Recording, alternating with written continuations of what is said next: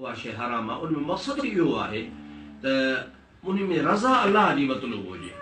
तव्हां इन खां पुछो वणे खां अलाह जी असां पीराणे पीर खे ख़ुशि था कयूं, को पीराणे पीर खे ख़ुशि करे, को कलंदर खे ख़ुशि करे, को भिटाई खे, को रोज़े धणी खे, उहा शइ हराम आहे, कतई हराम आहे, हलाल न आहे। असां वटि सिर्फ़ु ईसाले सवाब आहे।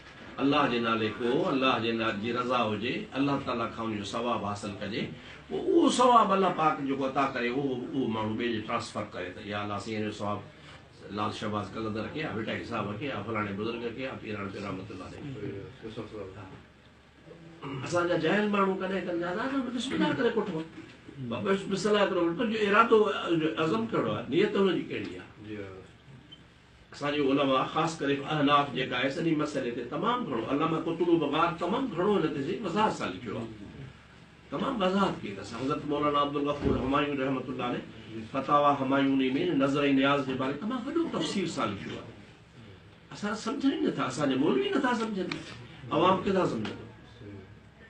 जे मौलवनि सां खणी ॻाल्हि कर त मौलवी कीअं माना उहो बिस्मिल्लाह अल्लाह अकबर जो थी वई, बाबा बिस्मिल्लाह अल्लाह अकबर ई करे 10 दफ़ा करे, पर हुन जेका शइ जंहिंजी मिल्कियत आहे उहा ॾिए कहिड़े मक़सद सां थो, हुनजी नियत कहिड़ी आहे, हुनजो इरादो कहिड़ो आहे, ख़ुदा जी रज़ा थो मतलूब करे या कंहिं मख़लूक जी रज़ा थो मतलूब करे।